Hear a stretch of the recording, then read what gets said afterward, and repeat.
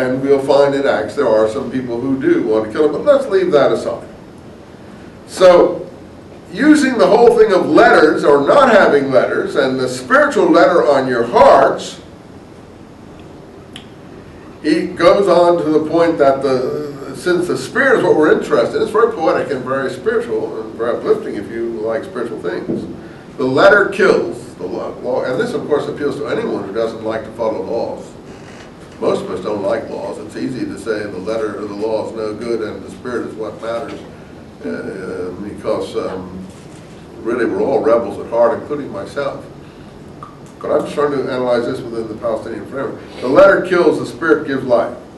So then he moves immediately to the Ten Commandments, the glory cut in stone, that are the ministry of death, and how Moses, who originally had light because of them on his face, put a veil so the children would not know that the light had gone out.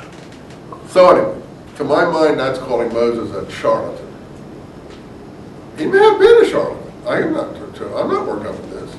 But if a person like Salman Rushdie wrote a book about the prophet, I forget the name of the novel, and the Iranians are still sending out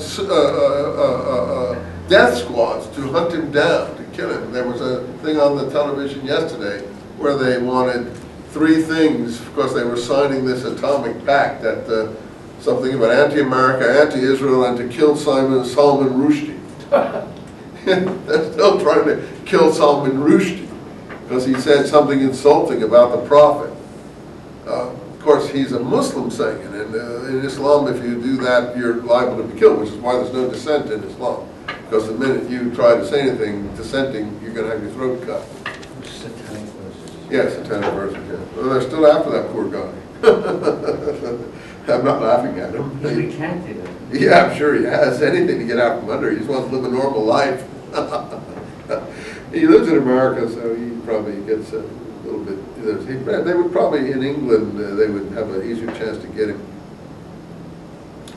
He goes on about the light theme in chapter 4, because the God who commanded light to shine on darkness is he who has shone on our hearts to give the brightness of the knowledge of the glory of God in the face of Jesus Christ, and so on and so forth. So he keeps on with the light theme. Chapter 5 of 2 Corinthians, he's building a house in heaven, not on earth, eternal in the heavens. So it's all very spiritual, poetic, allegorical, and inspiring, obviously. But I'm saying it may not have appealed to more prosaic-minded people in Palestine, more zealot, political sort of revolutionaries, extremists. And here we go again in line 12 of chapter 5. For we do not again recommend ourselves to you. Well, we are giving you an occasion of glory for our sakes, that you may have something to answer to those who glory in appearance and not in the heart. What are they glorying in appearance about? 10 Commandments, the Mosaic Law, that's glorying in appearance. Also having letters of recommendation. So all very subtle, but if you don't see, if you just read words and don't look at the underlying meaning, you don't catch the meaning. But Paul is a clever fellow, and I grant him his cleverness, and I like to see what he's trying to say. And if you glory in appearance, I know what he's saying. I know who he's making barbs at. He's making barbs at people who glory in the Mosaic Law, and also people who claim you need letters of recommendation. Well, he doesn't end there. Let's see if I can pick you one more point here about letters. I'm not sure I'll be able to find it. Going on about chapter 9, about the ministry, which is for the saints. I have to write you these letters and boast. It starts the boasting parts of chapter 2, of Corinthians 2. And about his own letters, frightening letters that I write, line 10 of chapter 10, because truly Paul's letters are weighty and strong, but his presence in his body is weak. So people are complaining, why don't you ever come and see us?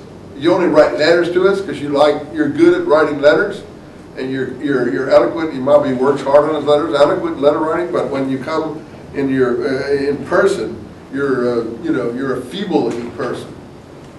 His personal impression is feeble and weak. His speech is contemptible. He's not a good speaker. So on. Let such a one think that, he says here in 10:11. That we are in word through letters when absent, so also in action when present. He loves that rhetorical reversal device.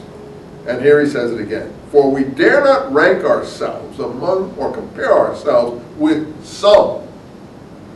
How many see that? Some. Who are the some?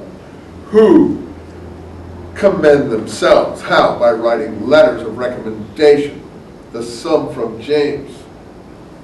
But measuring themselves by themselves and comparing themselves with themselves, they understand not. In other words, they write their own letters of recommendations, these some, but that means nothing. And then the boasting goes on about how good the race he ran is.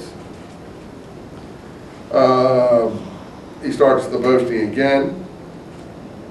For 17, but he that boasts, let him glory in the Lord. You want to boast about letters? Okay, I'll boast. Not he that commends himself is the one approved, but he whom the Lord commends. You get the point here? Now, I'm not a preacher in a church, but I bet you that no preacher in a church ever read Paul in this way. The reason is they're looking for the spiritual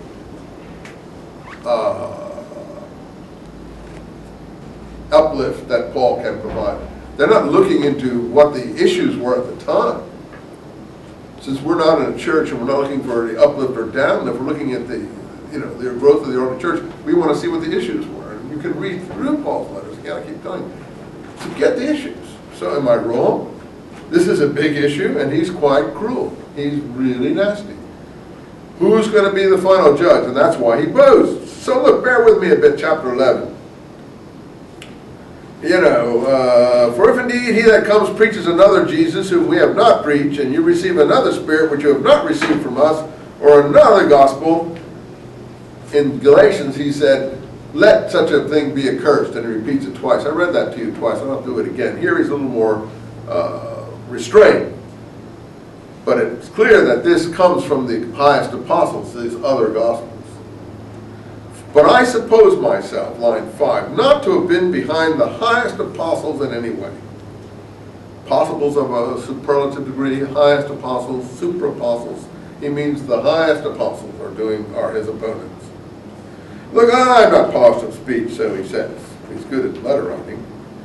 Yet, so in knowledge, etc., etc., etc. But in line 10, whatever you say, line 9, he goes on about wages, making money from his ministry that he also talks about in 1 Corinthians, and how he raises money in Macedonia and so on, even though some say he's a burden to them. But in line 10, he goes on to make the truth of Christ